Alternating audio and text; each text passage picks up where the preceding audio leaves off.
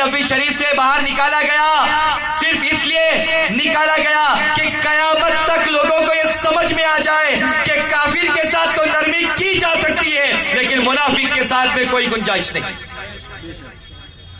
कोई गुंजाइश नहीं है। उनका नाम कुछ भी हो, वो अपने नाम के आगे कुछ भी लगा कर आ जाए। आजकल लोग अपने नाम के आगे अपने पीरों के, झूठे पीरों के नाम भी लगा के आने लग गए हैं। अपने आप को सुन्नी बताने के लिए कुछ भी करते हैं।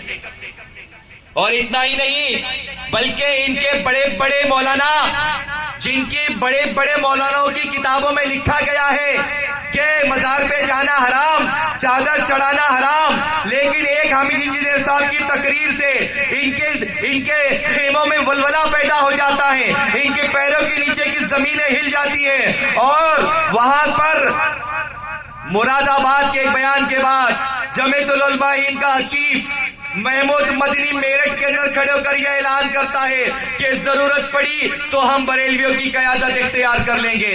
और इतना ही नहीं किया उसने, बल्कि गरीब नवाज की दरगाह पर सर पर अमामा बांधकर गरीब नवाज की दरगाह में चादर चढ़ाने के लिए चला गया। सुन्नियों, इतना डर लग गया उन्हें ईमान तंजीम से, इतना डर गए वो कि अगर हमने ये ड्रामा नहीं किया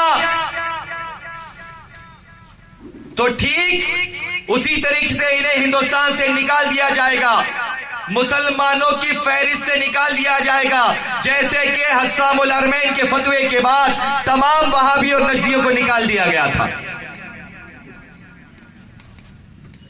तमाम को निकाल दिया गया था। और उसके बाद वो वापस आने के लिए उन्होंने चालें चली, कासमी बिल पास करवाया, तरीके तरीके की चालें चली, दारुल उलूम देवबंद से एक फतवा जारी कराया। आज बल्कि कई सालों से हमें एक नारा दिया जाता है कि हमें अपना इक्तदार खड़ा करने की जरूरत नहीं, हमें इक्तदार में आने की जरूरत नहीं, हमें अपना पॉलिटिकल स्टैंड खड़ा करने की जरूरत नहीं, हमारा सियासत से कोई लेना देना नहीं। ऐसे जुमले आपने सुने होंगे, सुने कि नहीं सुने? जवाब दें, सुना कि नहीं सुना? सुना है आपने कि हमारा पॉलिटिक्स से कोई लेना देना नहीं, हमें ये नहीं करना चाहिए, ऐसा अक्सर कहा जाता है। मैं आपका ये डाउट क्लियर कर देता हूं, आज ये डाउट क्लियर करता हूं, बाकी का डाउट इंशाअल्लाह इंजीनियर मोहम्मद हामिद साहब क्लियर करेंगे।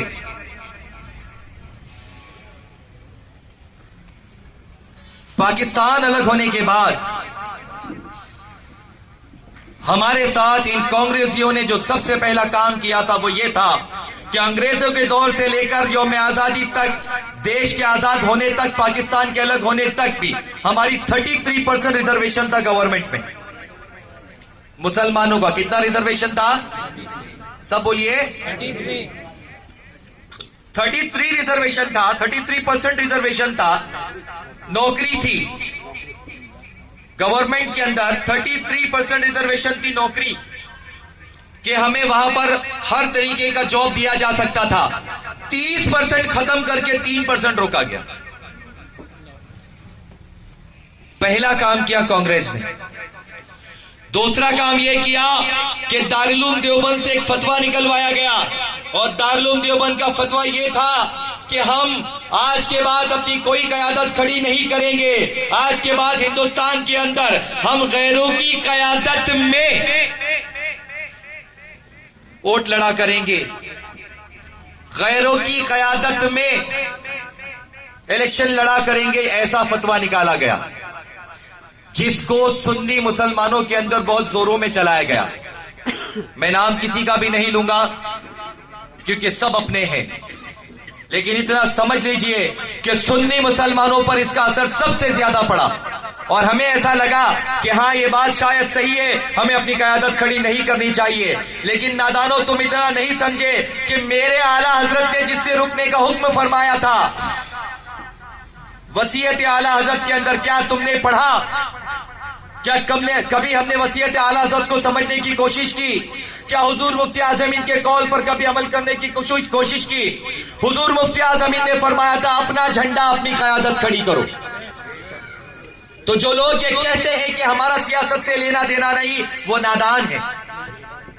उन्हें इस बात का इल्म नहीं है कि अपनी क़यादत खड़ी करना, इक़्तिदार में आना अल्लाह के रसूल सल्लल्लाहु ताला अलैहि वसल्लम की सबसे अजीम सुन्नत है। इक़्तिदार में आना, अल्लाह के रसूल सल्लल्लाहु ताला अलैहि वसल्लम 40 साल तक इखलास के साथ लोगों के साथ पेश आ रहे हैं, लोगों को ये बता रहे हैं कि तुम जिसके साथ हो, तुम जिसके सामने हो, मोहम्मद अरबी सल्लल्लाहु ताला अलैहि वसल्लम की जात क्या जात है पहले इसे समझ लो। लोगों ने 40 साल तक सरकार दो आलम सल्लल्लाहु ताला अलैहि वसल्लम की जात मुबारका को देखा। 40 साल के बाद अल्लाह के रसूल सल्लल्लाहु ताला अलैहि वसल्लम ने लोगों से पूछा कि अगर मैं तुमसे कहूं कि इस पहाड़ के पीछे लश्कर खड़ा है जो तुम पर हमला करेगा तो तुम मान लोगे? लोगों ने कहा मान लेंगे।